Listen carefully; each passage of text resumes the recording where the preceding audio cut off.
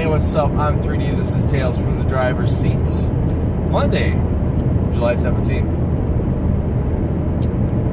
I'm on my way to Stillwater again. Apologize in advance. I don't have that much space on my memory card, and I don't feel safe deleting things in transit because it takes my eyes off the road.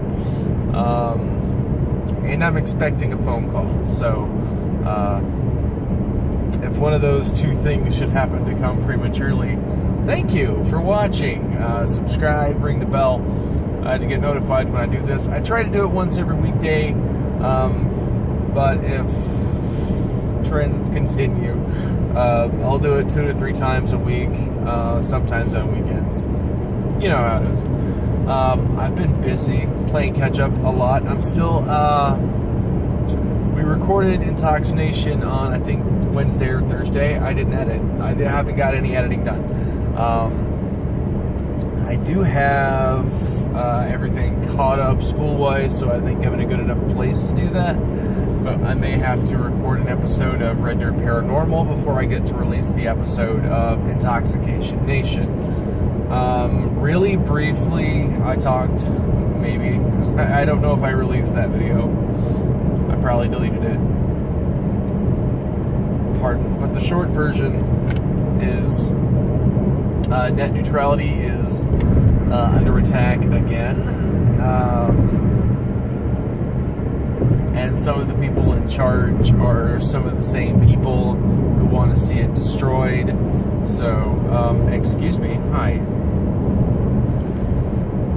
We'll try to die today.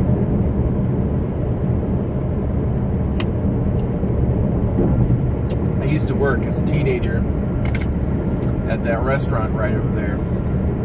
And I remember, because I live west of that intersection, which is a left turn, I remember how much I hated that intersection because it was really, really hard to turn left.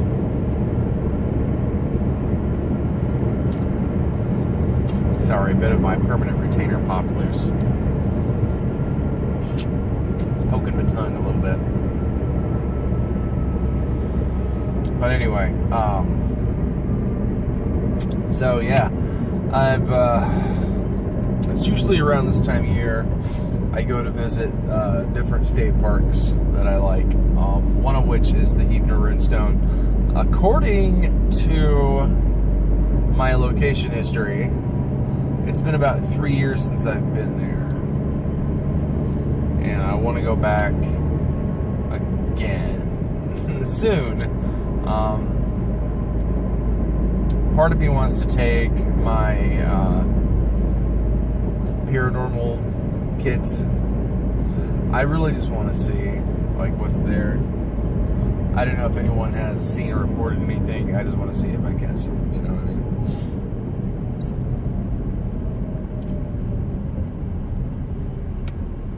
It'll be fun. I hope. It's a fun place. And the idea, I think the idea of the runestone being carved by actual Vikings is worth the novelty of it. The Heavener Runestone is exactly what it sounds like. It's a big rock with a series of Scandinavian runes scratched into it. It was discovered in the 1800s by, I believe, some Choctaw people. I think it was Choctaw, because I think that's that was the area there. It was after the brutal forced relocation of several Native American tribes to the area, and I think that's the territory in which the Choctaw headquarters is currently located. The Choctaw Nation is there, I think. Pretty sure. I think it's Choctaw or Chickasaw, and I don't really remember. Wish I did. But I'm pretty sure it's Choctaw. Anyway, it's also fun to say Choctaw. So, hello to all my Choctaw fans and friends and people and junk stuff. So, I used to think I was part Native American. Sadly, I'm not, well, at least not detectable in the DNA. There's some like way back in genealogical records, but it's way before DNA tests can pick it up. So it's like less than like thousands. It's down there. It's way back. Do have a little bit of West African ancestry though. That's kind of cool. When I say a little bit, I mean like literally 0.3%. So where are we at on this? Okay. The one-lane road is gone. So that's one less construction zone I have to drive through. The warning signs are still there, so I'm hoping it's done. They just didn't move it a mile down the road. Yeah, it's weird. Okay, so I lost track of what I was. Oh, the Heavener Runestone. I just want to see if there's any paranormal activity connected to it. Just do a couple EVPs, some EMFs. You know, I really wish that the equipment we had was more definitive, because EMF can pick up fluctuations in the electromagnetic field. Well, that's what it does. It's just a energy spike. But I want to take some of the really good equipment down there. It's gonna be fun. Anyway, I've lost quite a bit of speed and steam. I just straight up ran out of steam. But there's a lot of cars. Oh, looks like we did just move the construction zone down here, but did they move the whole thing, or did they just shorten it because of all of this? No, they moved it because that's where I stopped. That's where it was stopped last time. So they're doing this section and they're doing that section. It's really putting a damper in my drive. And it's making me sound like Stephen Wright, which I don't know if I'm okay with that. Oh, chug holes. Okay. And now we play the waiting game. Cool. Alright. So yeah, people are still a little bit twisted about the Doctor being portrayed by a female actor. I'm okay. It's gonna be fine. You know? The Doctor might be better as a female. We don't know. One person who did have I think the most substantial point, and this is the most substantial, and you can judge the strength of it. But the best point I've seen about the Doctor being changed, gender swapped, because Gallifreyans can do that. It's part of their genetic makeup. But the best argument against this gender swap that I've seen that actually makes me pay attention is that the Doctor was the only male role model who wasn't just a punch him up, shoot him up kind of a character. I kind of agree with that. I mean, it's not a strong enough agreement that I think that this recast or the gender swap was a bad idea. The Doctor being a woman, I think, is fantastic. It's fantastic. Probably a long time coming, honestly. They could have done it several times. But the Doctor has always been about things that I feel transcend gender roles and barriers. The Doctor has always been about more than what junk the actor or actress has between his or her legs. It doesn't matter. And I say that, and it's exclusionary to trans folks, so I apologize. It doesn't matter what gender the doctor's actor expresses themselves as. It doesn't matter. Like, yeah, I feel like I could have worded that better. Because I'm not a trans exclusionary. Sex and gender are very complex. Way more complex than we give them credit for. Now, nature and identity and oh, well, don't crash, freaking idiot. Okay, so this is gonna take me off of the wonderful stuff that I was saying. I just witnessed, I can still see your feet. Someone driving down the highway, well, riding down the highway because they were in the passenger seat with their legs sticking out the passenger side window. This is extremely dangerous.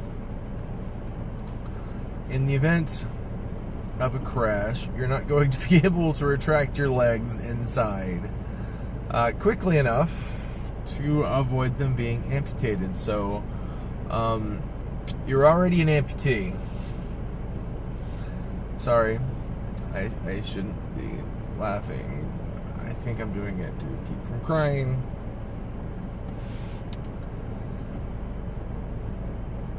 It's just a genuinely bad idea. Okay, you're gonna break something or lose something very valuable called a body part, and it's just a really stupid thing to do. I don't like to use the word stupid. Okay, I kind of do. But I don't... I'm using it very specifically and intentionally in this situation. Because it's the kind of stupid that you don't even have to think about it too hard. You're in a rolling metal death trap, cruising along at 60 plus miles an hour with your feet out in the breeze. First of all, like, that's nasty. Birds are dropping dead, but I guess, well, if they stink really bad, I might want them out the window. Hadn't thought of that. I guess the driver's consciousness is more important than foot and ankle safety. Well, hell, you could lose your knees with the amount of leg bones sticking out of that car. Oh, that's cool. I also don't know what... Whoa. It's because I'm driving half on the shoulder, and this is not meant to be a smooth drive.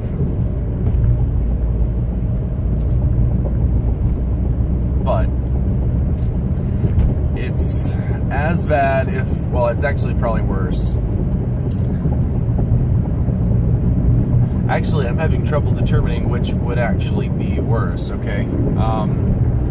Let me know... Whoa. Of course, you're falling. Let me know which you think is worse. A, feet out the window. B, feet on the dash. Because my vote is actually split on this. It's kind of hard to say. Feet out the window, like in a low speed crash, you're breaking something, but you're not losing anything, probably. With your feet on the dash, even a slow speed collision, that airbag's coming out of the dash at like 200 miles an hour. You are probably kicking yourself in the face, literally. Like, your feet are gonna just kick you in the face. What isn't shattered is probably dislocated, and what is shattered is potentially compound rather, and stabbing you in the face. So you've kicked and stabbed yourself in the face with bone shrapnel, courtesy of the airbag, which is just literally a bag with a canister, a pressurized canister of argon gas. It is not a pillow. You're not gonna...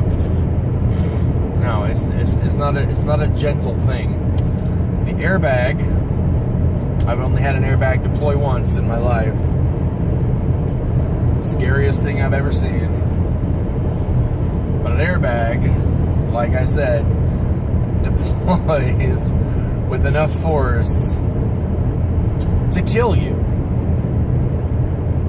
So you can literally die from an airbag if you're sitting too close to it, or if you are basically using it wrong.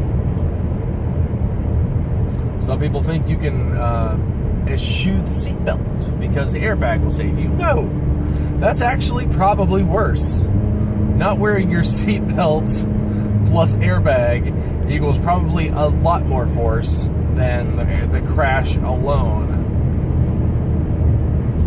would have been worth. So, yeah, congratulations on your honorary Darwin Award, Foot Out the Window Girl. Feet Out the Window Girl. That's just... You're asking for trouble.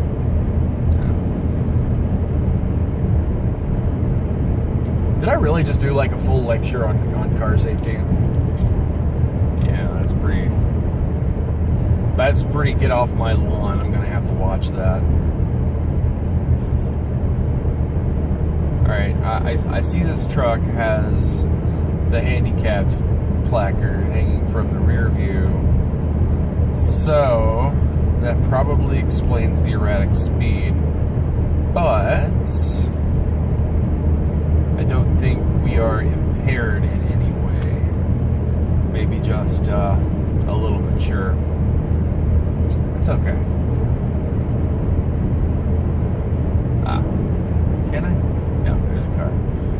I was going to go ahead and pass, but in passing zones, they speed up to about 70.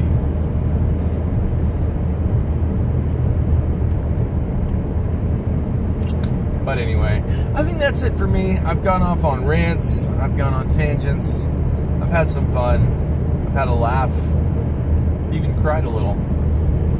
That's good enough for me. Anyway,